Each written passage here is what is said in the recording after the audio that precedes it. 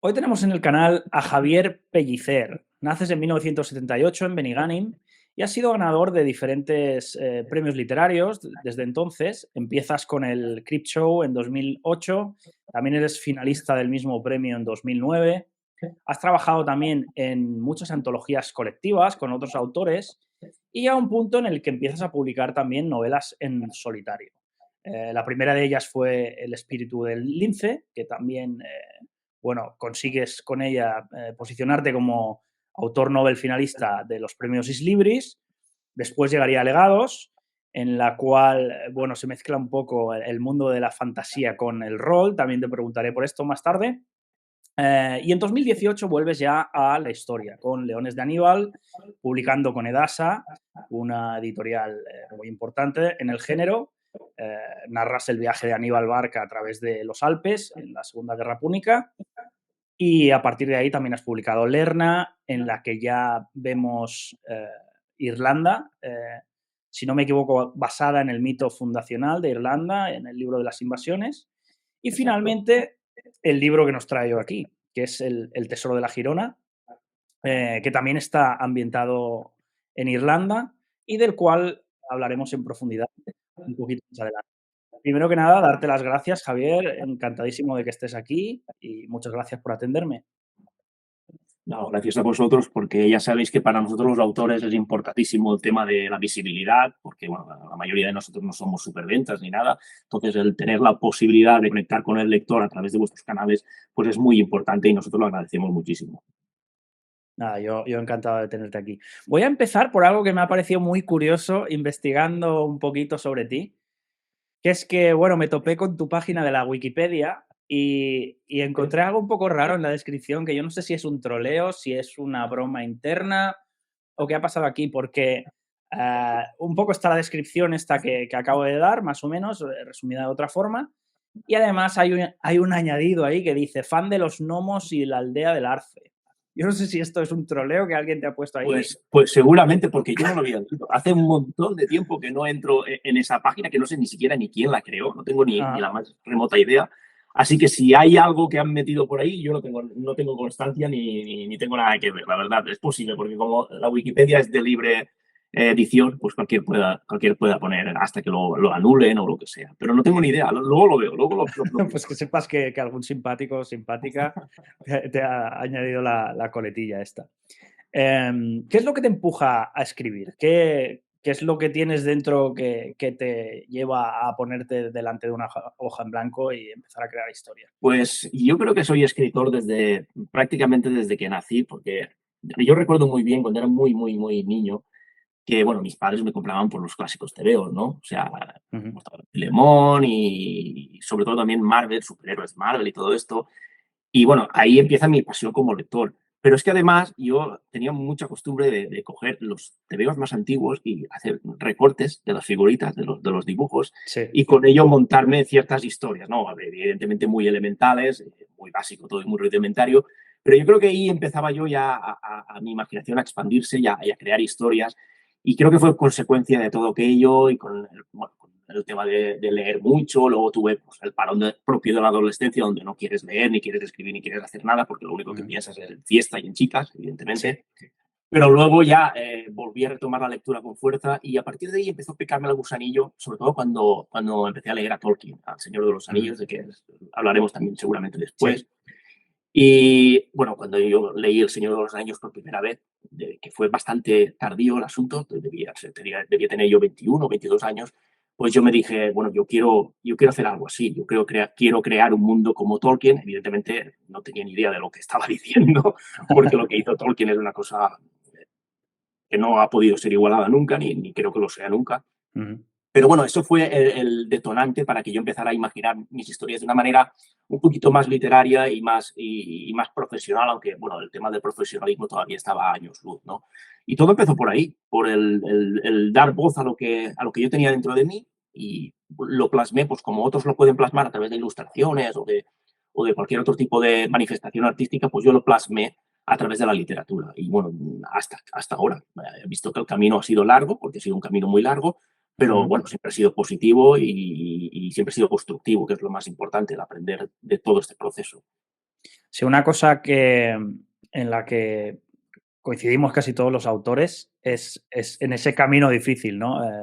Muchas veces la gente piensa que esto es ponerse a escribir y bueno, No, dar con una editorial no, no, no. para nada. De hecho, yo trabajo con autores noveles, trabajo como corrector y trabajo también dando clases.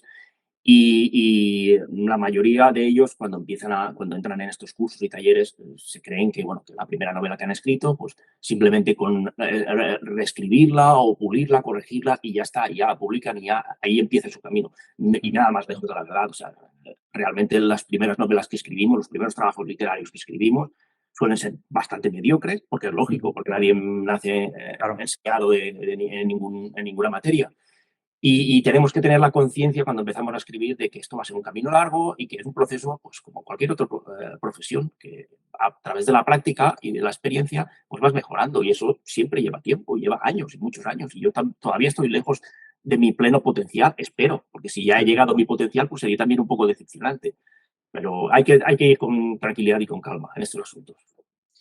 ¿Por qué novela histórica o cómo llegas a especializarte en la novela histórica, sobre todo?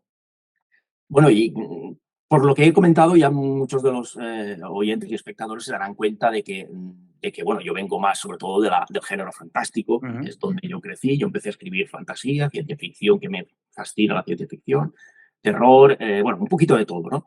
Pero yo me formé sobre todo con la fantasía, pero en un momento dado me di cuenta de que quería asumir un reto nuevo. Había tocado todos los géneros, pero me faltaba uno del que era muy fan como lector, pero que nunca había tocado como escritor, que era la novela histórica. Y ujú, no lo había tocado porque me producía un profundo respeto el tema de la documentación, porque aquí ya no es imaginación, simplemente no es crear tu mundo y que sea coherente y ya está, ¿no? Es que aquí tienes que basarte en una información que no puedes tergiversar. ujú, Y en ese sentido, la novela histórica fue un absoluto reto para mí. Lo afronté al principio con mucho miedo, pero luego me fascinó tanto el proceso de documentación y todo lo que es el hacer que todo cuadre, tanto la parte ficticia como la parte histórica, ujú, que realmente me enamoró y bueno, sigo con ello porque sigo enamorado y no me he planteado cambiar, salvo, bueno, sí, me gustaría de vez en cuando poder publicar alguna otra cosa, ciencia ficción, pero bueno, también hay que tener en cuenta que en esto del mundo literario, cuando el lector te cataloga o te etiqueta en un género, es complicado llegar a él con otros géneros. sí. Entonces, tendemos siempre a quedarnos un poco en el género al que los lectores nos conocen. Pero bueno, yo paralelamente a mis novelas históricas también he escrito otras cosas de fantasía, ciencia ficción. De hecho, la segunda novela que tú comentas, Legados, Ujú, es pura fantasía y está ambientada en un juego de rol. Pero generalmente a nivel profesional me suelo mover con novelas históricas porque es precisamente con lo que mejor llego a los lectores y también porque es lo que las editoriales me quieren publicar. ujú. ¿Crees que hay elementos comunes entre la novela histórica y la novela fantástica? Puede haberlos, no siempre, pero puede haberlos. Depende del punto de vista que aborde el autor. Hay autores de novela histórica que nunca han leído novela fantástica, entonces esa Ujú, gente no puede. Lo lógico es que no tengan influencia de la fantasía. Yo sí. O sea, yo en todas mis novelas vas a encontrar un cierto toque a épica, fantástica, ujú. ese tipo de toque tan característico de la fantasía, porque lo llevo dentro. O sea, como Sí. suele decirse, la cabra tira al monte. Aunque luego lo vistamos de novela histórica y sea fiel documentalmente hablando, históricamente, al final siempre tiene ese punto, ese estilo propio, por decirlo así. Sí. Y creo que sí, que tiene cierta conexión, sobre todo cuando nos vamos a hablar de épocas muy antiguas, como Ujú. me ocurrió a mí con la época de los íberos o con la edad del bronce. Claro, en esa época donde hay tan poca información y donde las culturas estaban menos evolucionadas, pues suele acercarse más a los elementos clásicos de la fantasía. Ujú. También toda la parte mitológica y también hay que ponerse muchas veces en la mentalidad de una persona de estas épocas, ¿no? Y de cómo vivirían un acontecimiento que a lo mejor ahora podemos explicar con la ciencia y nos quedamos muy tranquilos, pero que a lo mejor en la época les volaba la cabeza, ¿no? De hecho, la mitología la podríamos considerar fantasía histórica, perdón, Ujú, porque es ficción, la mayoría de mitos son absolutamente ficción, pero ujú. para la gente de esa época eran reales. O sea, el mito de Zeus o de Hércules, para la gente que lo conoció en aquella época, era religión, no era Sí. mitología. Pero hoy en día, evidentemente, sabemos que no fue real. Y por tanto, podríamos estar hablando de una especie de fantasía mitológica, por así decirlo. ¿Cómo es un día de trabajo de Javier Pellicer cuando estás escribiendo?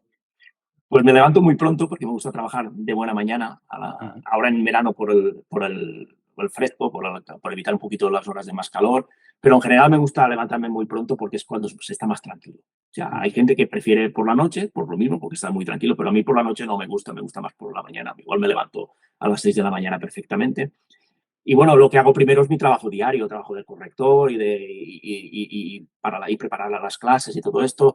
Eso es lo que principalmente hago. Y luego cuando ya más a mediodía o por la tarde, depende de cuándo acabe, pues ya me pongo a escribir lo mismo. Que no todos los días puedo escribir lo mismo. Esto es como siempre. Intentamos tener una rutina, pero hay días que por lo que sea el trabajo habitual se complica o tienes algún compromiso o lo que sea, pero siempre es interesante, por lo menos, aunque sea solo un parrafito al día, por lo menos no, Sí. no perder el hábito y no coger la mala costumbre de decir, hoy, pues hoy no voy a escribir nada, ya escribiré mañana, porque eso puede llegar a ser peligroso.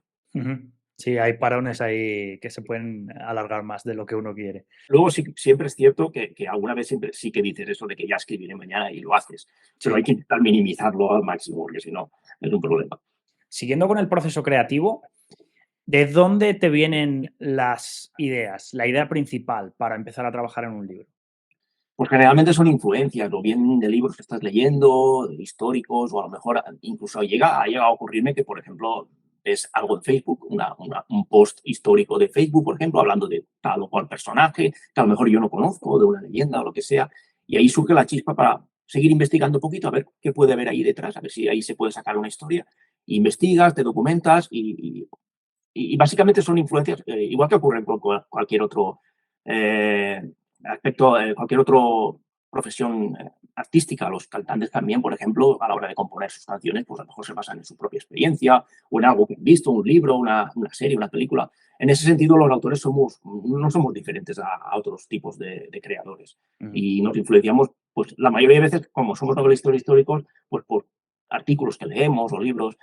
Si tuviéramos otro tipo de género, si estuviera tratando otro tipo de género, como por ejemplo romántica o algo de esto, pues a lo mejor me podría influenciar más por mi día a día, pero en mi día a día hay poca influencia histórica, porque la gente en común en nuestro día a día no hablamos sobre temas Sí. históricos. Entonces, siempre solemos acudir más por a temas pues, como libros o artículos o lo que sea. Y a la hora de estructurar una novela, ¿eres de los que tiene que tenerlo todo atado del principio al final?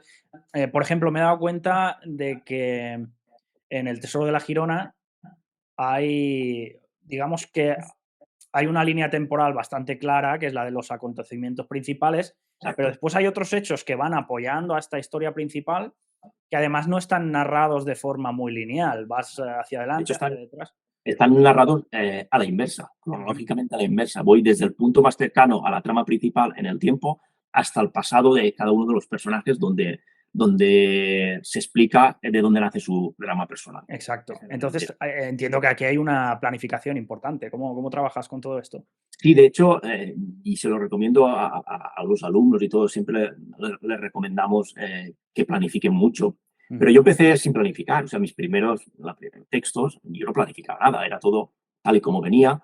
Incluso mi primera novela, El espíritu del lince, que la planifiqué bastante, pero aún está muy lejos de la rigidez a la hora de planificar que tengo ahora. Ahora sí que soy mucho más metódico, sí que me lo tomo todo mucho más en serio y dejo menos a la improvisación, pero aún así, incluso aún así, todavía sigo dejando margen para que los propios personajes me sorprendan. Ujú. De hecho, en El Tesoro de la Girona se ve claramente en uno de los personajes, bueno, el lector no lo ve, evidentemente, lo vi yo durante el proceso de creación, con el personaje de Christopher Carley, que es el oficial inglés que en teoría es el antagonista del protagonista. Eso Ujú. ya lo dejo para que el lector descubra hasta qué punto. Pero ese personaje en principio iba a ser muy diferente e iba a tener una participación mucho más pequeña. Ujú. Pero cuando yo empecé a documentarme sobre ese personaje que es histórico, de hecho de los tres protagonistas es el único que es histórico, cuando empecé a investigar sobre él me di cuenta de que tenía una vida tan apasionante que era un desperdicio utilizarlo tan poco. Es decir, pues es un personaje fascinante, era un aventurero, fue comerciante, fue gobernador, fue hijo del jefe de espías de la reina Isabel I, así que es un personaje que era demasiado jugoso para dejarlo como un secundario Y ahí fue cuando cambié planes.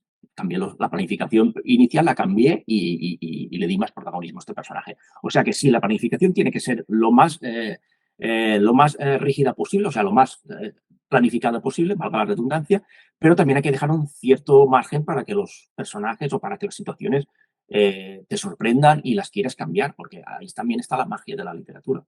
Sí, estoy de acuerdo. Y ahora que hablas de personajes ficticios y personajes reales, imagino que el tratamiento también es un poco diferente, ¿no? A la hora de crear un personaje desde cero, totalmente ficticio, versus o en contra de basarte en un personaje histórico en el que probablemente las licencias que te puedes tomar o que personalmente dices, bueno, voy a añadir esto, pero no me puedo pasar mucho porque la voy a liar. ¿Cómo manejas todo esto? Bueno, para mí tengo que decir que los dos tipos de personajes me resultan igual de apasionantes. Cada uno tiene su manera de ser trabajado, como tú dices. Con el personaje ficticio tienes toda la libertad del mundo, dentro de los límites del contexto histórico, por supuesto, pero tienes toda la libertad y yo disfruto mucho cuando hay lagunas históricas o cuando no sé la realidad histórica. De ahí me viene pues, la vena de autor de fantasía. Pero con los personajes históricos también es apasionante porque estás retrabajando una historia que ya existe, pero tú la tienes que adaptar a tu argumento y a la situación y a los otros personajes.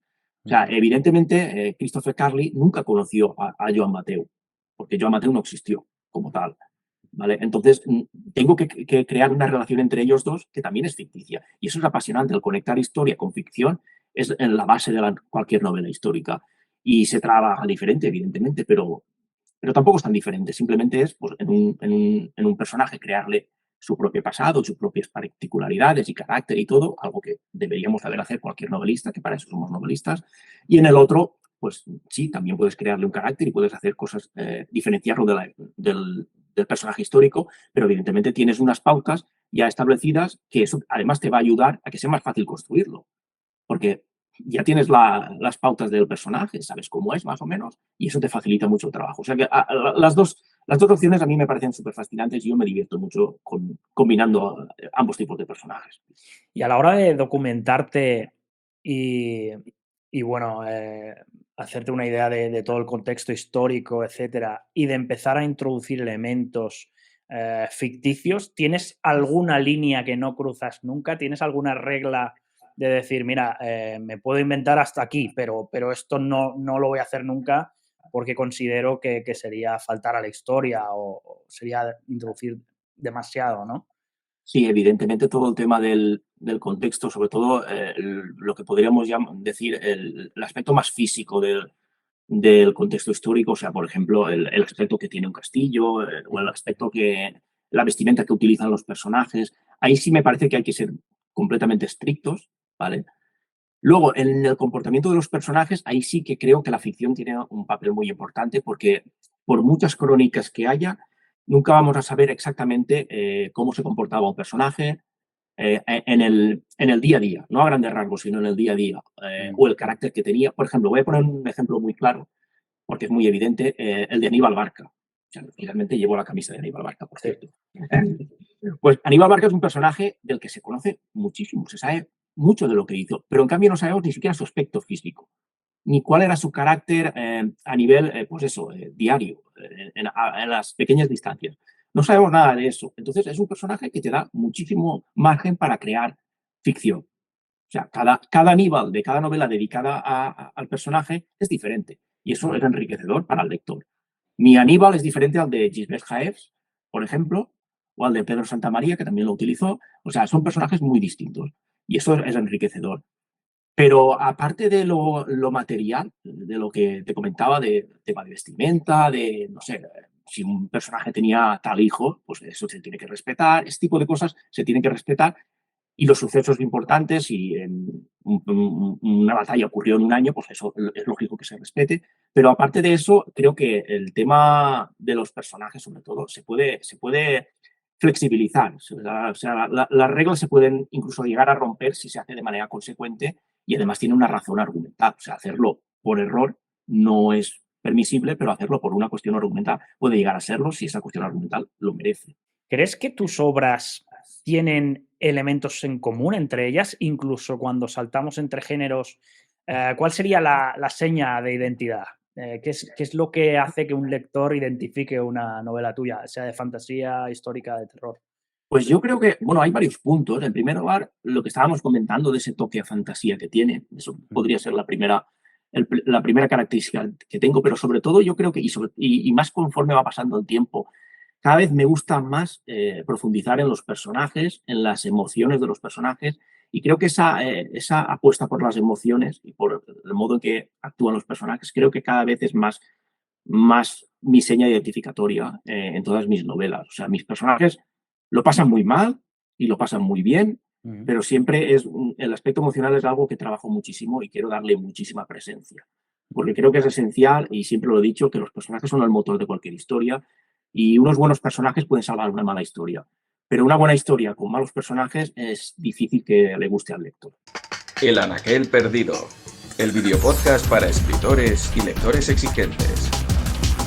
He visto también que haces, o me parece intuir que hay ciertos homenajes dentro en este caso, por ejemplo, el Tesoro de la Girona, entre ellos lugares, por ejemplo, bueno, pues eres de Benigànim y aparecen diferentes ciudades De de hecho, la se menciona a comunidad valenciana. Benigànim. Sí, sí, Sí, se menciona a Benigànim. también Oliva, Oliva. Valencia.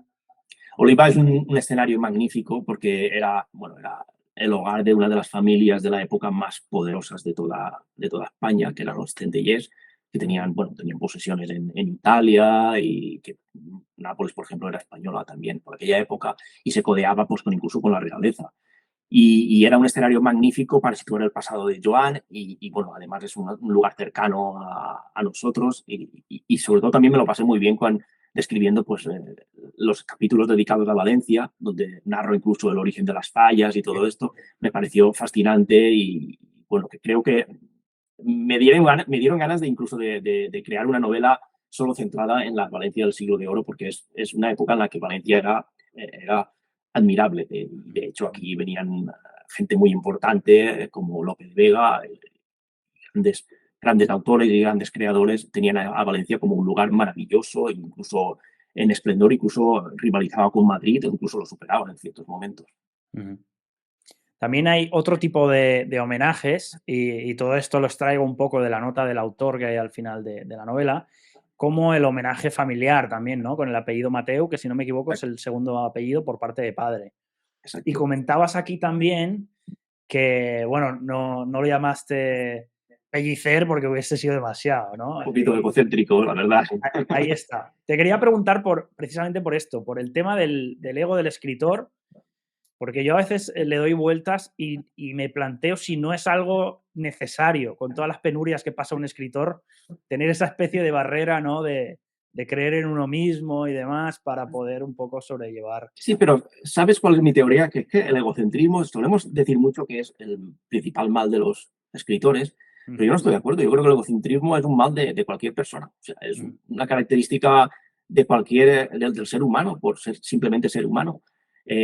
Yo no siempre he trabajado y me he ganado la vida alrededor de la literatura. Yo también he trabajado, por ejemplo, en fábricas comunes, o sea, de producción. Y he visto que la gente normal y corriente tiene el mismo nivel de ego que puede tener un escritor. O sea, el egocentrismo se da en cualquier tipo de oficio sobre todo donde haya una cierta competencia ujú. entre personas, sobre todo.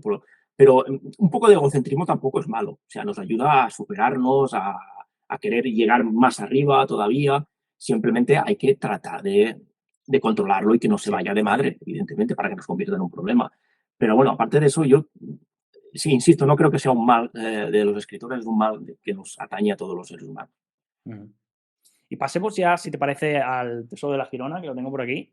Voy a Mm. enseñarlo para que la gente pueda verlo. La verdad que la edición se ha quedado espectacular. Sí, sí, la portada Lo yo sonreír. me atrevo a decir que es la mejor portada de mis novelas, y no es fácil porque todas las portadas son muy buenas.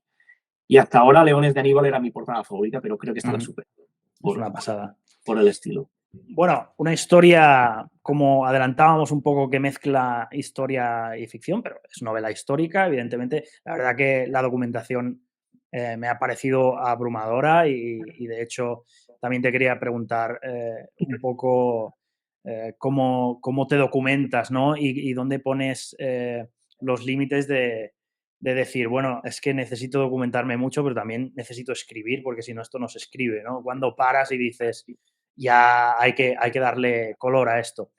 La novela habla de Joan Mateu, habla de Eleset, ¿se pronuncia así? Elasai. Bueno, yo suelo pronunciarla Elasai. No sé cómo la pronunciará un irlandés, porque bueno. Vale. Pero... Yo la verdad es que tampoco lo tengo claro, a pesar de haber vivido en Irlanda y demás. Y bueno, se enmarca en el siglo XVI, clanes irlandeses, el naufragio de un barco español en las costas irlandesas. Estamos hablando del norte, del condado de Santrim, me parece. sí, pero cuéntanos un poco de qué se trata, qué se va a encontrar un lector que se enfrente al Tesoro de la Girona.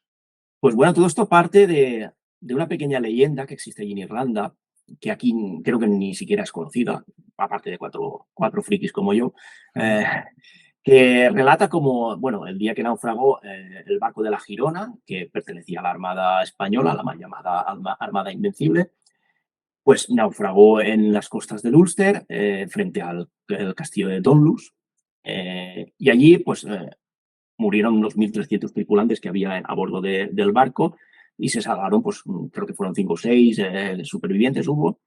Y uno de ellos lo encontraron los habitantes de la zona de Donluss, lo encontraron pues totalmente desnudo, o sea, con la ropa hecha de harapos y prácticamente desnudo, y lo encontraron de buena mañana. Y como lo encontraron de buena mañana, lo apellidaron Morning, y Adam fue porque era el primer hombre, que Adán. Y como iba desnudo, pues lo llamaron Adán, o sea, Adam Morning en versión inglesa. Que luego en irlandesa es otro, que es el que utilizo en la novela. Y bueno, de esa pequeña leyenda, que ya no se dice nada más, se dice que se encontró ese superviviente, no sabemos qué ocurrió con él ni nada, y a partir de esa pequeña leyenda, pues fue cuando yo creé toda la historia, toda la novela. O sea, que imagínate el tener que crear toda la historia en torno a algo que no tienes información. Pero claro, sí que tenía información de la Armada Española, tenía información de los clanes irlandeses, tenía información de cómo era la Europa del siglo XVI.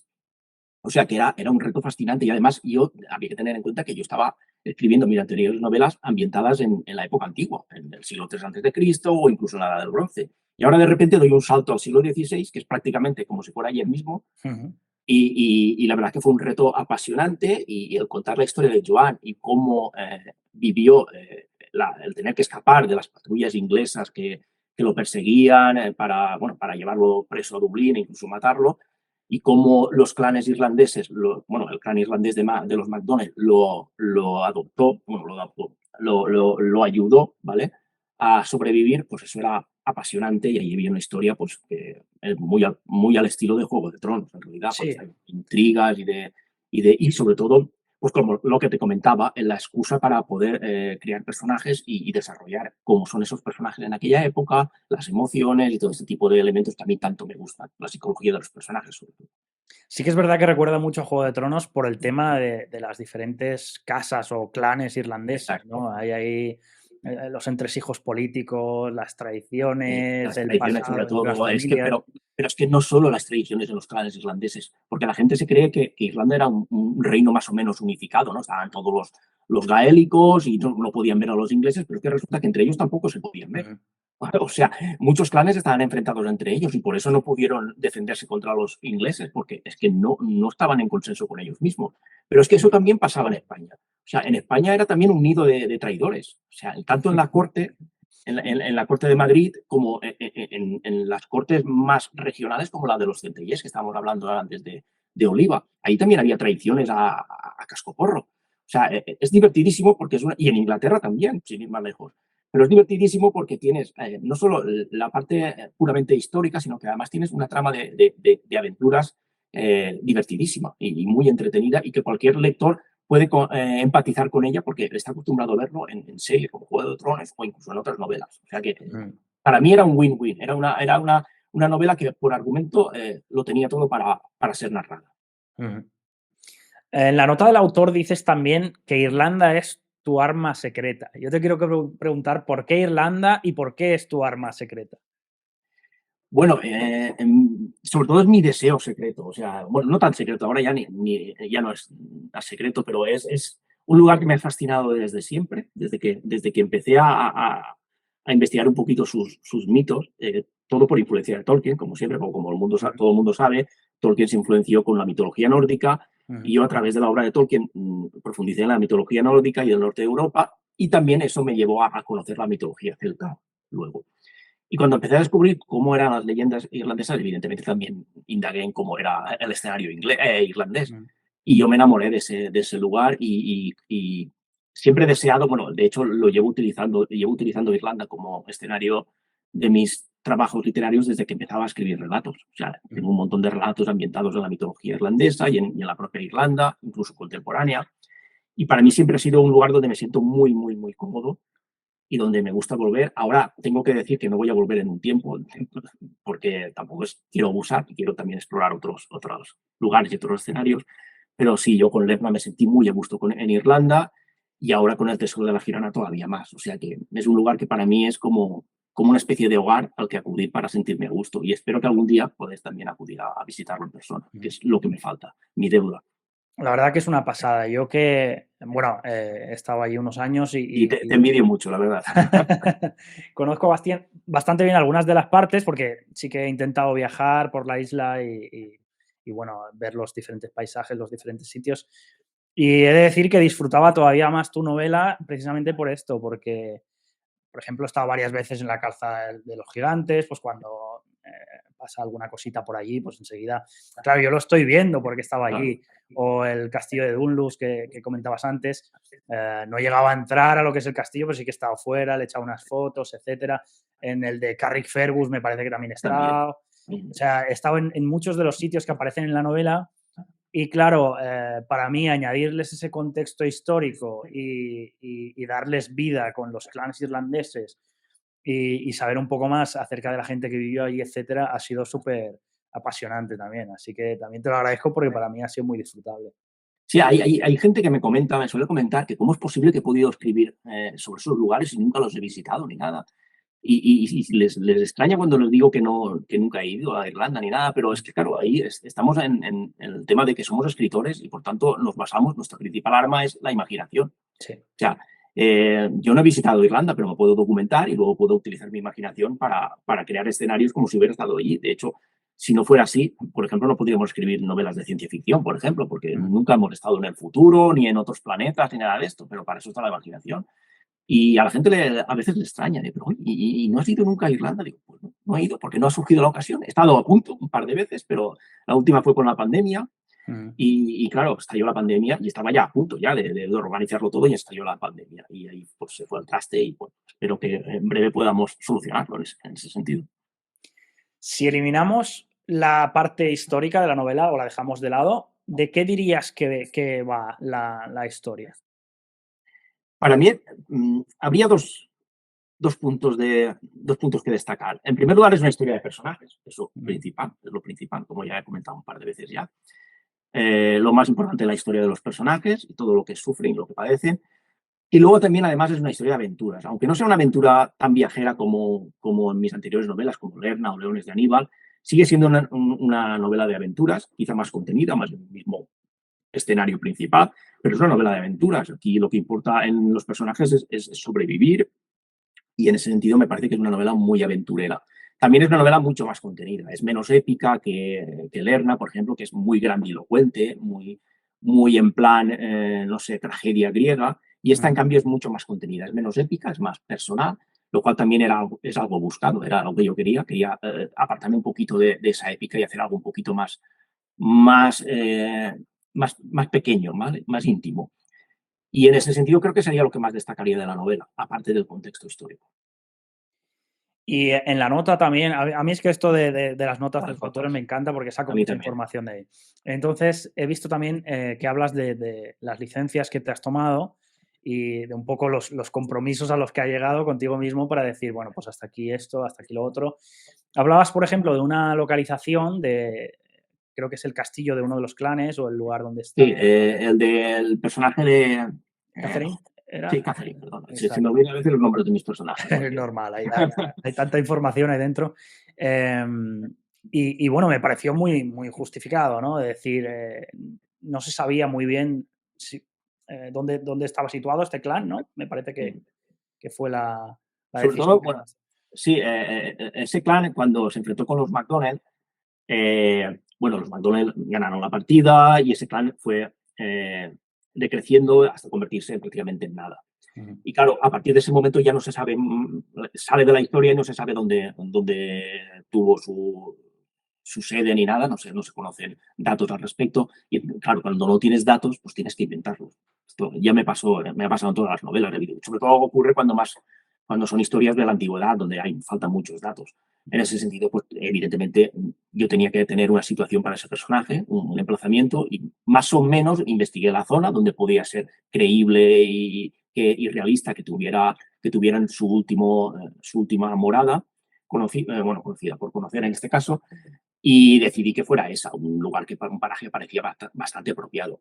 Luego ya, pues ahí los historiadores puedan decirme, no, pero es que si tú no lo sabes no lo puedes poner. Pues algunos historiadores suelen decir, pero es evidente, ellos trabajan sobre los datos, pero yo no, yo soy creador, yo soy un novelista, yo puedo inventar, ellos no. Entonces, en ese sentido, me parece que cuando hay lagunas, el autor es soberano a la hora de crear, de rellenar esas lagunas, siempre y cuando sea todo muy coherente, evidente. Y otro dato que me parece importante resaltar también es lo que comentas sobre los personajes femeninos. Dices, claro, normalmente no aparecían las hijas de tal conde o tal señor de tal castillo, no aparecen en los libros de historia. Entonces ahí también tienes que también, bueno, hace un poco evidente cómo se ha tratado a la figura femenina, ¿no? Históricamente. Exacto. Y ahí también tuviste que un poco dar más rienda a la imaginación a la hora de poner nombres y crear a los Sí. personajes. De hecho, la Said es un personaje ficticio porque no tengo datos de ella. Ujú, O sea, se sabe que es Sorley Boy, que o sea, Sonheil MacDonald, que es el ujú. patriarca del clan MacDonald, se sabe que tenía 3 hijas, creo, pero no se sabe nada porque en los anales y en las crónicas nunca se dejaba constancia de las hijas, de las hijas, solo de los varones. Y algo tremendamente injusto y que habla muy bien de cuál era el papel de la mujer y cómo se la trataba en aquella época. De hecho, toda la trama de Alasite se basa en eso, en Ujú. cómo eran tratadas las mujeres en aquella época y cómo ella, dentro de sus posibilidades, tenía cierta libertad por sus cuestiones familiares, que se narran dentro de la historia, de la novela. Tenía cierta libertad hasta cierto punto, pero ella sabía que era un espejismo, que en el fondo, cualquier momento iba a tener que tomar marido, el marido que conviniera al clan, como todas las demás mujeres de la época. Y en ese sentido me pareció también muy interesante trabajar sobre ese aspecto. Has comentado antes que llegas a Irlanda un poco a través de Tolkien también, Mm. y no sé si conoces toda esta teoría que he de decir que a mí me parece bastante convincente, de que Tolkien se basó en toda la zona del Burren, en el condado de Clare, para crear alguno de sus escenarios. E incluso hay una cosa que sí que le va a levantar las orejas a todos los fans de Tolkien. Hay una cueva en el Burren que se llama Pol Na Gollum, que viene a decir agujero de Gollum, la traducción. Entonces, claro, el señor Tolkien parece ser que hacía visitas a Irlanda en la década de los 50, además iba acompañado de C.S. Lewis, el Mm. autor de Narnia, Mm. y según dicen estaba enamorado de la zona y demás. También hay otras coincidencias, como bueno, el tema de los Tuatha de Danann, que los mencionas también en la novela. Imagino que en tu obra anterior se profundizará más en todo esto, que, bueno, forman parte del mito de la fundación de Irlanda y vendría a ser como esta raza de semidioses o algo parecido que podríamos equiparar a, los elfos. Y tenemos en cuenta también que el principal objetivo de Tolkien siempre fue crear unos mitos para Inglaterra, que él Exacto. decía que no existían. Exacto. Lo de la cueva de Gollum lo había escuchado. Lo que habría que preguntarse es cuándo nace ese nombre, si nació antes de Tolkien o después de Tolkien. Mm. No lo tengo claro porque tampoco lo he investigado mucho. Hace tiempo ya que no profundizo mucho en el tema de Tolkien, lo dejé un poquito apartado por falta de tiempo. Pero yo no tengo claro que las influencias celtas estén muy presentes, por lo menos las influencias irlandesas y Mm. gaélicas, estén muy presentes en la novela de Tolkien. Yo tiendo a pensar que él se ambientó mucho más en la Inglaterra antigua y sobre todo en Escandinavia, en la zona escandinava y también incluso en el mitos griegos también hay ciertos elementos de mitos griegos e incluso sumerios, mucho más de pasada. Pero yo no tengo muy claro que, de hecho, no tiendo a inclinarme por esa teoría de que se ambientó en mitos celtas. No por nada, sino porque no tengo suficientes pruebas palpables para pensar eso. Eh, También suelen decir las malas lenguas que Tolkien era bastante nacionalista, o sea, estaba bastante en contra de, bueno, como buen protestante y todo esto, pues estaba bastante en contra del tema de Irlanda, o sea, no le caían demasiado bien los irlandeses, hasta donde yo tengo entendido, ¿eh? Pero yo te digo que hace mucho tiempo que no leo Es que, sobre el claro, tema. se dicen tantas cosas y es Claro, tan fácil son cuando... teorías enfrentadas y al final, sin pruebas y sobre todo sin la propia crónica del propio autor, es complicado saber qué hipótesis seguir. Y yo en ese sentido soy un poquito más conservador sobre lo que está más demostrado. Tampoco me extrañaría que luego apareciera algo, porque también es verdad que por muy conservador que fuera Tolkien, era evidente que tenía un afán muy fuerte por ir en contra de cualquier tema conflictivo de guerra, de tecnología y todo esto. Y no me extrañaría nada que mañana se supiera en alguna carta que apareciera perdida o algo que tenía una gran conexión con Irlanda. Lo que sí sé es que tenía una gran conexión con España, eso sí que lo sé. Ah, mira, eso no lo sabía yo. Sí, sí, de hecho, no sé si lo sabrá la gente, pero que es bastante conocido. Bertín Osborne está aparentado con Tolkien. No me digas. Sí, No me lo puedo creer. sí, sí, sí, porque uno de los tíos de Bertín Osborne fue, tío abuelo, por supuesto, fue el padre que apadrinó a Tolkien, el que tuteló a Tolkien. Madre mía. Búscalo, es muy curioso, la verdad. No voy a dormir hoy, ¿eh? Muy bizarro, muy bizarro. El Sí, tema de sí, sí que es. Sí que es muy emparentado, raro. emparentado sanguíneo, evidentemente, porque no son familia sanguínea, pero Ujú. que un antepasado de Bertín Osborne fue el tutor de Tolkien, porque era un padre, un sacerdote que vivía allí en Inglaterra. Lo que es la vida. Cuando se Y murió su madre, fue este sacerdote el que acogió a Tolkien. cuando hablamos de estas teorías, también estamos un poco teorizando aquí sobre la relación con Irlanda. También se le ha tachado muchas veces de antisemitismo y Sí, por el sí, tema sí. de los orcos y demás. Después, sin embargo, por ejemplo, hay una carta de su puño y letra donde manda a freír espárragos a un editor alemán que no sé Sí, qué sí, sí. historia. Entonces, claro, es que es muy difícil. No, Es lo yo que decías antisemita antes también. no creo que fuera antisemita. De Yo hecho, yo tampoco creo lo que creo. no tenía ningún tipo de odio especial hacia ningún colectivo ni nada. Lo que pasa es que el hombre estaba chapado a la antigua y eso es comprensible. Pero de hecho, por ejemplo, también se le ha tachado de machista, nada más lejos de la realidad. Ahí está el personaje de Eowyn, que es Sí. un canto al feminismo y a la igualdad. O sea, es un personaje fascinante. Luego dicen, es que Arwen no tenía mucha participación, solo era como la princesa. Bueno, pero ahí está Eowyn, que es el contrapunto. O sea que no es un personaje, no es un autor que para mí que tuviera grandes filias en ese sentido. Me parece que era una persona bastante conservadora de la época. Y eso es Sí, comprensible. a ver, es comprensible. Hablemos, si te parece, también de la adaptación de la serie de Rings of Power. Ay, no, Yo, que me van a crujir, que me van a crujir cuando lo diga. yo es que, como te sigo de hace tiempo en Facebook y demás, sí que recuerdo, de hecho he tirado de hemeroteca, tengo aquí algún mensaje tuyo, voy a hacer de abogado del diablo, a ver si lo encuentro. Dices, entiendo que haya gente a la que no le gusten los anillos de poder por motivos argumentales o de recreación de personajes, que incluso se quejen de falta de fidelidad, pero que digan que es una serie lenta, ¿de verdad esa gente se ha leído El Señor de los Anillos? Tolkien se tira todo un prólogo larguito describiendo la sociedad de los hobbits. A lo largo de la novela se esmera más en describir paisajes que situaciones argumentales y tramas personales. Si realmente buscamos fidelidad a la esencia original de la obra, el ritmo lento es santo y seña de Tolkien. Bueno, tienes varios mensajes del estilo. Entiendo que eres defensor de la serie, ¿no? Sí, bastante. A mí me gustó mucho. Yo sé que no es la corriente popular, todo el mundo echa pestes de la serie. A mí me parece que es una buena serie.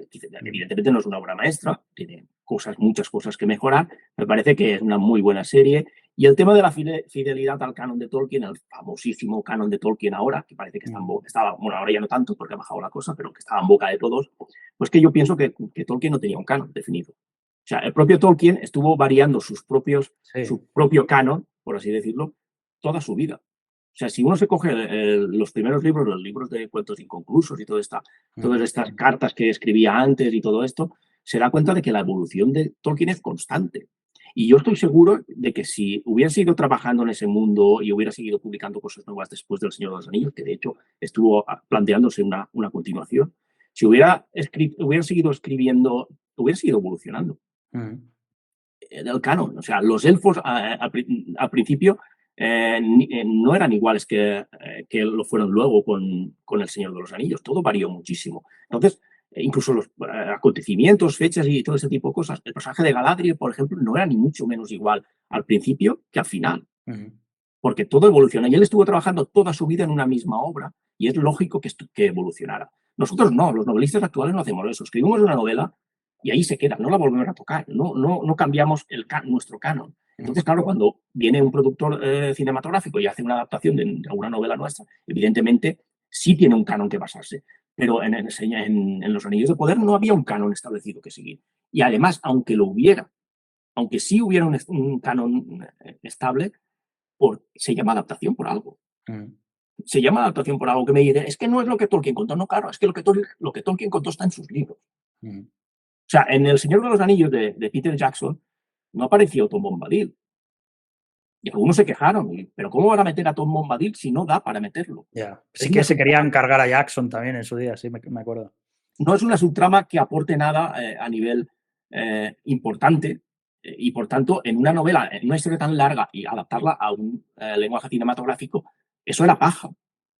Y es lógico que se quitara. O el saneamiento de la comarca, cuando vuelven los hobbits a la comarca. ¿Cómo vas a meter una subtrama liberando la comarca después del éxtasis final, del clímax final? Es que es imposible. Sí, hubiese sido demasiado. El ritmo. Entonces, yo, en mi opinión, no me gusta ser un talibán de ese tipo de cosas. O sea, si tú quieres la historia original, me parece genial. ¿No te gusta la nueva? Perfecto. Pero ahí tienes la novela original. Disfrútala, ¿no? Nadie te va a quemar esos libros, nadie va a anular ese canon, ¿vale? Pero deja que la gente que quiere algo diferente, que de hecho muchísima gente se habrá acercado al Señor de los Anillos gracias a la serie. Por eso, no te gusta, lo dices, perfecto, pero eso de crear campañas de odio y de cancelación... No, es que vivimos en un momento que es todo extremo. Y lo estamos viendo también, por ejemplo, yo soy muy friki de los cómics también, lo estamos viendo también el tema de los superhéroes de DC, con Zack Snyder y todas las campañas que hay a favor de Zack Snyder y en contra de lo nuevo que se saca. Por favor, dejad de odiar tanto. Disfrutad de lo que os guste y lo que no os guste lo decís y ya. Claro, no lo ves, no lo consumas. Es una pérdida de tiempo estar todo el rato criticando algo y crear campañas de odio y cancelación. Con lo bonito que es disfrutar de las cosas que te gustan y olvidarte de las que no.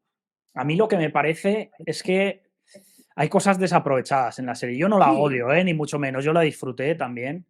Pero sí que hay cositas que más que nada me dan lástima. Porque, por una parte, visualmente me parece que es de lo mejor que se ha hecho. Yo todavía no he visto nada en televisión, pero es que me atrevería a decir casi que ni en cine.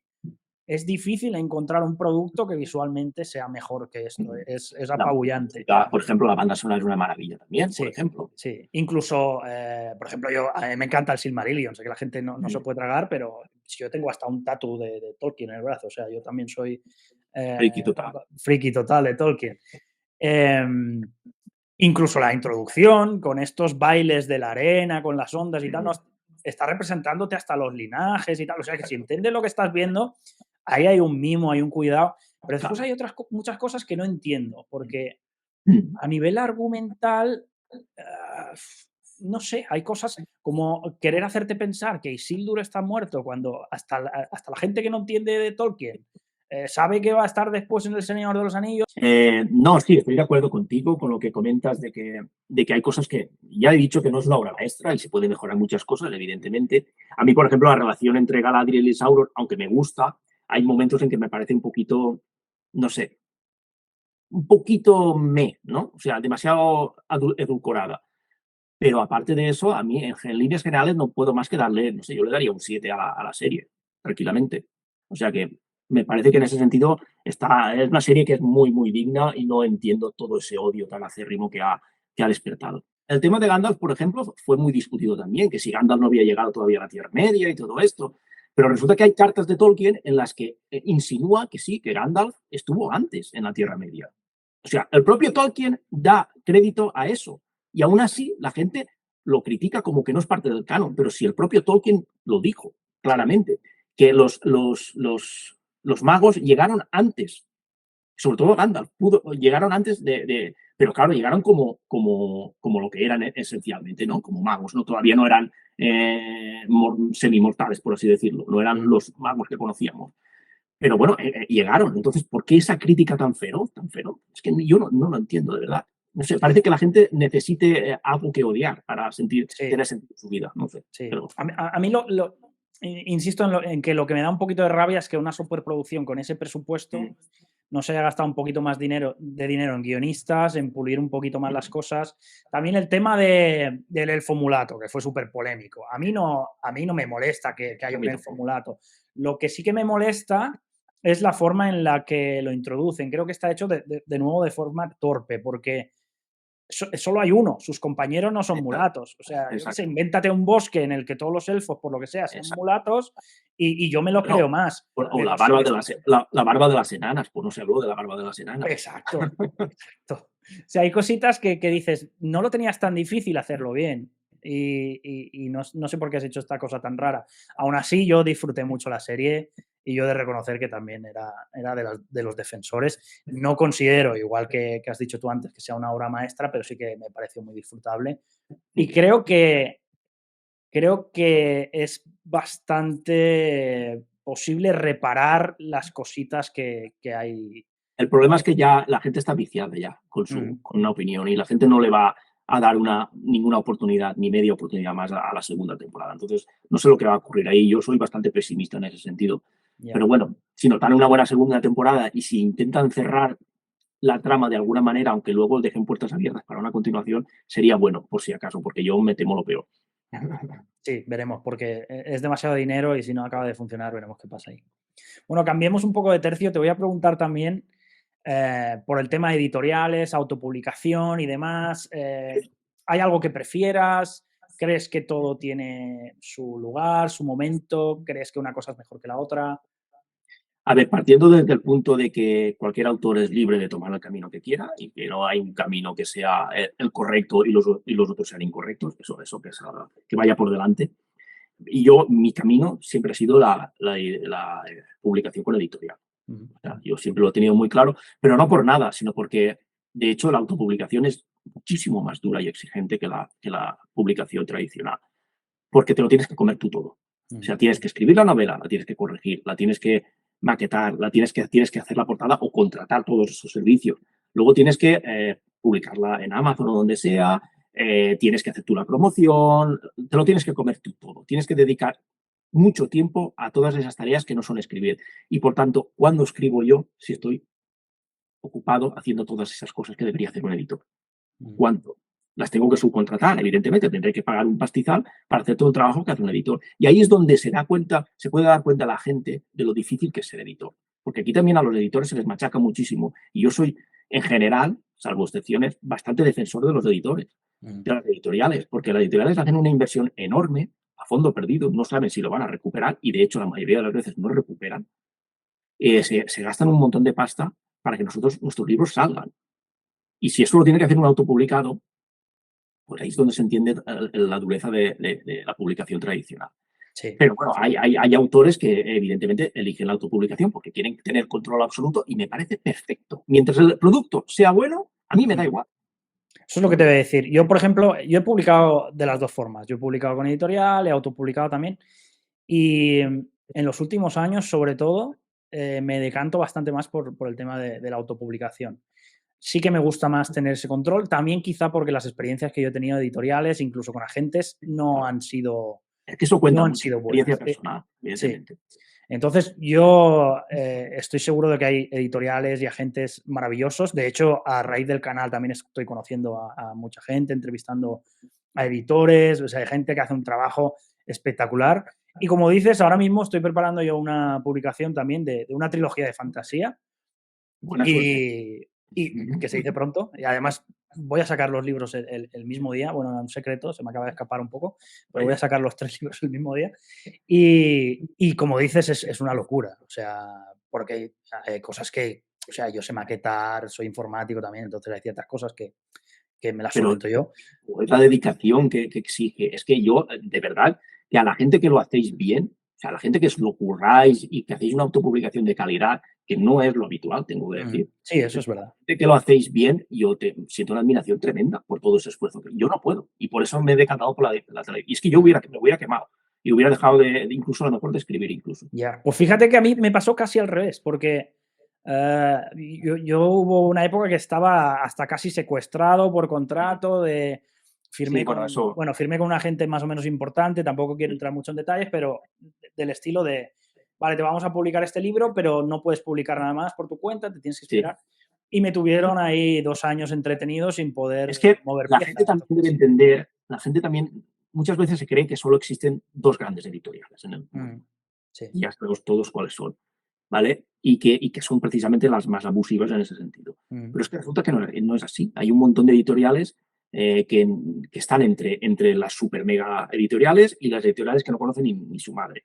O sea, hay un montón de editoriales medianas o incluso pequeñas que trabajan muy, muy bien. Sí, sí, El sí. problema es que hay que encontrarlas y que el trabajo que tú haces se adecue a lo que ellos publican, que tengan economía para publicarte, porque a lo mejor no tienen para publicar a todos los autores que les llegan, solo para unos pocos. Entonces, es complicado, es muy complicado publicar con editorial tradicional. Pero claro, es que la alternativa de tener que currártelo todo tú, a mí me supera. A mí ha llegado a un punto ya que me gusta, lo disfruto Pues, mucho. Y mira que ahora mismo estoy en un berenjenal enorme, pero yo qué sé, estoy, por ejemplo, las novelas están ilustradas en el interior, también estoy trabajando con 2 ilustradores, María Salcines y Miguel Bararte para las ilustraciones internas. claro. Y a mí todo este proceso de ir describiéndoles las escenas, de tal, de recibir una ilustración, hacer los retoques.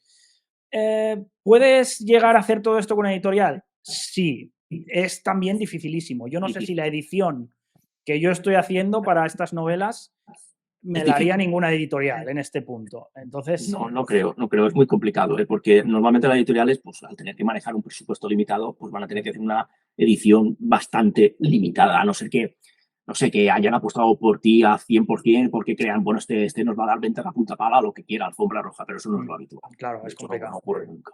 Entonces, Y, pero bueno, como todo, veo que tienen, hay ventajas, inconvenientes en los dos lados. Pero esto es lo que digo yo, depende de cada autor y del camino que quiera seguir y de cada uno conforme es. O sea, tú lo disfrutas, me parece genial. De hecho, tú pintas para editor. O sea, por tal como estás hablando, tienes mimbres de editor.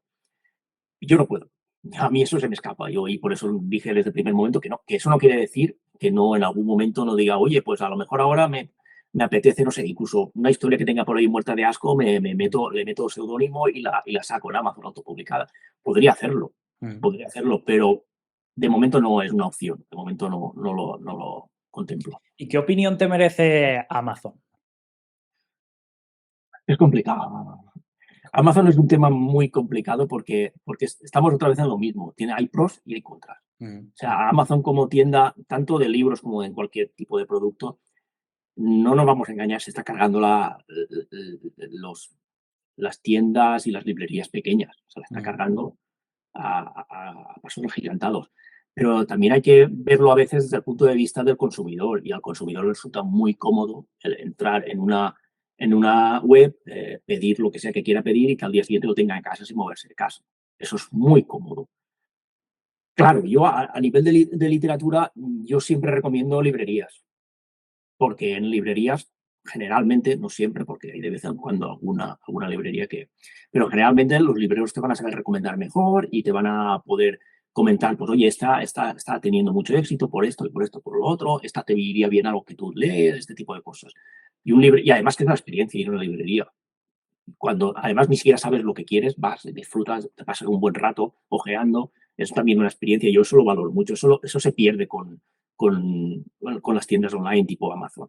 Pero claro, es que no quiero ser tampoco un talibán en ese sentido, porque Amazon también, y todos lo consumimos Amazon. Por mucho que digamos, no, hay que ir al pequeño comercio, y yo voy mucho al pequeño comercio, pero es que es imposible escapar de la comodidad de Amazon, y siempre acabas cayendo en alguna cosa. Entonces, quizás lo interesante sería alcanzar algún tipo de equilibrio, o sea, que Amazon no se convierta en un monopolio tal que acabe por cargarse todos esos comercios pequeños. Eso sería lo interesante. ¿Se puede conseguir? Pues yo no soy un experto. en mercado y entonces no puedo responder a esa pregunta. Coincido bastante contigo. También me parece que uno de los factores que hace que muchos escritores se decanten por Amazon y, bueno, dejen un poco de lado la publicación más tradicional con las librerías y demás, es el hecho de la distribución en digital, el hecho de llegar a todo el mundo. Sí, pero eso es un arma de doble filo también, ¿eh? Porque, Ujú. porque tú estás, cuando autopublicas tu trabajo en un océano de Sí, obras. Y destacar entre tantísimas obras muy complicado. es muy complicado porque en una librería todavía te pueden poner en la mesa de novedades, aunque sea solo un miserable mes. Y ahí Sí. la gente cuando entra a la librería te ve y a lo mejor tienes suerte. Pero en una tienda como Amazon, no sé, a no ser que hagan algún tipo de promoción especial, que suelen hacer a veces, Ujú. es complicado porque es un Sí, es verdad océano. que es muy difícil. Ujú. Pero bueno, Hablando no, también de promociones y demás, tema marketing. Yo no sé si tienes algún consejo que le puedas dar a la gente que empieza, o nos puedes contar qué es lo que haces tú, más o menos. Yo, por ejemplo, te sigo en Facebook desde hace tiempo y no sé si podría llamarlo marketing como tal, pero sí que creo que a lo mejor hasta sin quererlo, pues tienes ahí una marca personal importante porque siempre estás comentando cosas relacionadas con el tema de la literatura y demás, y además cosas que resultan interesantes a la gente que nos gusta todo esto, ¿no? Entonces, yo creo que esto es muy importante, ¿no? Que cuando la gente piense en un escritor, por A o por B, a lo mejor les vienes a la cabeza. Bueno, yo es que generalmente no me gusta, tengo una norma en ese sentido en cuanto a redes sociales y marketing y todo esto, y es no agobiar a la gente. Sí. O sea, yo las redes sociales lo que pretendo es darme un poquito a conocer cómo soy yo, lo que me gusta, es un poco más una cuestión personal que de marketing. Evidentemente, cuando sacas una novela, las redes sociales las tienes que intentar aprovechar. Evidentemente, yo ahora estos días estoy colgando reseñas, entrevistas y todo este tipo de cosas. Pero y trato de no agobiarme mucho con el tema del marketing a ese nivel, porque es que si no estaría encadenado todo el día. Y claro, yo tengo otro trabajo también. No puedo estar. Claro, eso es otra cosa que tienen los autopublicados, que sí que se tienen que esforzar más en ese sentido.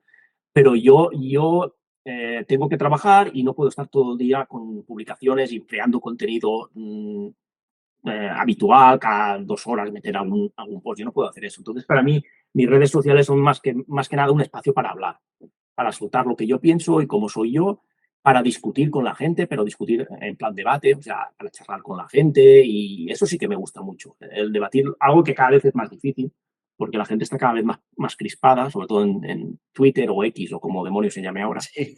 Eh, y en Instagram también es imposible el debate, sobre todo en ese sentido me gusta, por eso me gusta más Facebook, porque es más para conversar entre la gente, me parece más interesante. Pero no, yo no podría recomendar nada a ningún autor porque yo, como digo, no me he especializado nunca en el tema del marketing y la promoción de mis obras. No es algo que haya explotado de manera intensa. Bueno, también tenía una web, bueno, tengo todavía la web blog donde metía muchos artículos, ahora lo tengo bastante abandonado porque es que no me da la vida. Mm. Artículos de utilidad para escritores y todo esto. Pero al final, como no lo puedes hacer todo, pues tienes que ir priorizando. Y al final priorizar es el trabajo que te da de comer y luego escribir. Sí, sí. Y todo lo que se salga de ahí, bueno, luego está también la vida personal de cada uno. Cada uno tiene vida social y todo este tipo de cosas, la familia y todo esto. O sea, no me dan las horas para tanto. Mm. Y quizás un poco pronto para esta pregunta, ya que acabas de sacar El Tesoro de la Girona hace, pues, escasos meses, pero ¿cuál es la próxima aventura de Javier Pellicer? ¿Tienes algo en mente? Sí, no, estoy trabajando en ella. Lo que pasa es que Ajá. creo que se va a alargar bastante porque además de que es un trabajo que es bastante más profundo en el tema de la documentación y costoso, además de eso, pues bueno, hace un año que estoy trabajando en el nuevo trabajo y el proceso de adaptación me ha ralentizado mucho en volver a escribir de manera constante. Y bueno, ahora con la promoción de la novela nueva también lo tengo todo bastante parado. Pero bueno, yo sí, siempre estoy trabajando, tengo la que estoy trabajando ahora y tengo ideas para más adelante, o sea que ideas no me van a faltar. Y ahora, bueno, no voy a dar detalles porque todavía no puedo dar detalles, porque ni siquiera sé si todavía si la podré acabar, entonces todavía está en una fase muy primeriza, pero vuelvo a edades antiguas y vuelvo a la edad del bronce, con algo, bueno, no sé si decirlo, relacionado con las Amazonas históricas. Ujú. No voy a decir nada más. Vale, vale, vale. Lo tenemos aquí en primicia, la información. Em, ¿Por dónde crees que debería empezar a leerte un lector que no te conozca todavía? ¿Le recomendarías alguna obra en especial o que elija la que más? Bueno, eso va a depender de lo que más le guste. A ver, si son personas que les gusta, por ejemplo, la fantasía, pues yo les recomendaría que empezara con Lerna, que es, aunque sigue siendo en un contexto histórico, pero al ser el argumento principal parte de un mito, pues quizás se sientan más próximos a ese tipo de historia. Y luego a los que les gusta más la novela histórica pura, pues evidentemente El espíritu del lince, Leones de Aníbal y ahora El tesoro de la Ginona. Son las novelas que más les pueden gustar. Pero bueno, eso va también muy a consideración de cada. Lo que está claro es que si lo que buscan es algo muy cercano al ensayo histórico sesudo, o sea, con muchísimos datos y donde la ficción sea muy secundaria, entonces creo que no van a congeniar conmigo. Porque para mí lo más importante de la novela histórica es la parte novela. Aunque la historia y la documentación es lo más fiel que puedo e intento que sea súper, súper, súper estricta, lo que prima siempre es la ficción y la parte de novela. Porque, bueno, yo no soy un historiador, yo soy novelista, eso nunca hay que olvidarlo. Ujú. ¿Qué consejo le darías a alguien que empieza en el mundo de la escritura y quiere dedicarse a esto? Uy, 1 euro por cada vez que nos hacen estas preguntas. Sí, sí, no. ¿Qué le recomendaría? Siempre hay un consejo principal que es paciencia, sobre todo paciencia. Porque creo que lo he comentado un poquito antes, el trabajo de escritor es un trabajo como cualquier otro trabajo. Necesitas tiempo para aprender y necesitas tomártelo en calma y darte cuenta de que la primera vez que escribas van a escribir un zurullo. Así, de claro. Igual que cuando estás, no sé, cuando eres un trabajador en una fábrica y estás, no sé, torneando una pieza con el torno, pues esa primera vez que utilizas el torno, pues lo más probable es que te salga un churro, ¿vale? Entonces, aquí va a pasar lo mismo. La experiencia es un grado y lo que no tienes que tener prisa es, para mí, en publicar. Porque hay mucha gente que publica lo primero que escribe y, bueno, así salen las cosas. Y luego eso a veces incluso llega a dinamitar carreras. O sea, Claro, autores que porque tienen talento y tienen potencial, pero publican lo primero que han escrito, que todavía es muy deficiente, como es lógico, y claro, eso a lo mejor, como no tienen ventas, que esa es otra, que normalmente hay que saber vivir con no tener ventas, como no tienen ventas, se deprimen y lo dejan. Y hemos perdido un autor bueno por culpa de no tener paciencia. Entonces yo siempre digo que yo escribí, antes de publicar El espíritu del lince, que fue la primera novela que publiqué, yo había escrito 8 novelas y no sé ni cuántas decenas de relatos. O sea, yo estuve casi 10 años antes de poder publicar una novela. Y todo ese proceso de formación, mucha gente pensará que qué desperdicio, ¿no? Qué desperdicio, ¿no? A mí todo eso me ha servido para llegar a donde estoy. Eso no es un desperdicio. Una novela que se queda en el cajón nunca es tiempo perdido. Y eso es una cosa que los autores se tienen que grabar a fuego en la mente, ¿vale? Aunque esa novela que has escrito la primera vez, tú en ese momento estás enamorado de esa novela, estás borracho por la ilusión, yo te aseguro, a ese autor le aseguro que al cabo de 10 años va a creer que esa novela que escribió y que tanto le gustó es una mierda, hablando mal. Porque a mí me ha pasado. Yo tengo lo primero que escribí, lo tengo incluso impreso, encuadernado. Lo encuaderné cuando lo acabé porque creía que eso era la hostia.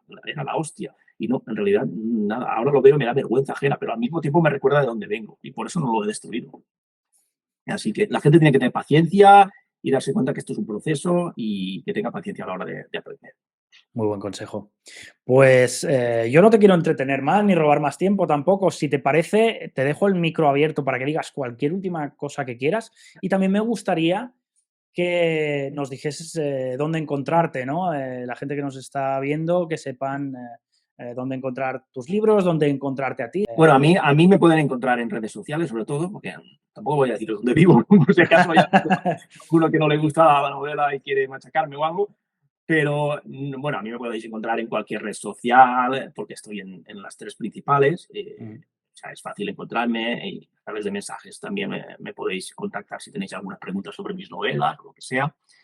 Y bueno, aparte de eso, mis libros los podéis encontrar en cualquier librería de España, tanto si están en ese momento en la librería como no, simplemente se piden y los traen enseguida porque hay distribución nacional. O sea que no es ningún problema. Cualquiera de mis novelas es fácil de encontrar ahora e incluso dentro de unos años.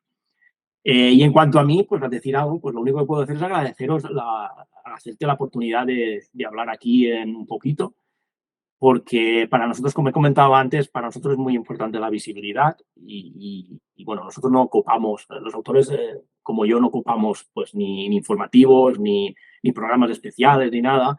Entonces, nuestra manera de llegar al lector antes de que cojan nuestro libro es pues, a través de gente como vosotros, de bloggers, de podcasts, de directos en YouTube o donde sea. Es nuestra oportunidad de llegar al lector y eso es algo que es muy de agradecer.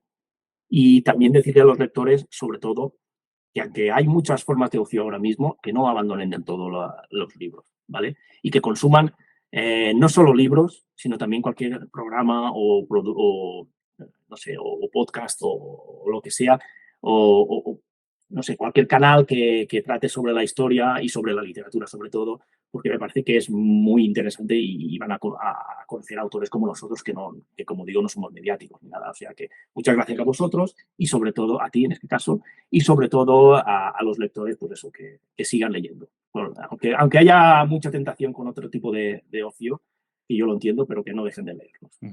Muchísimas gracias a ti, de verdad, Javier. Para mí ha sido un placer y además personalmente también me ha gustado mucho poder preguntarte por cosas de la novela y dudas que yo incluso personalmente tenía.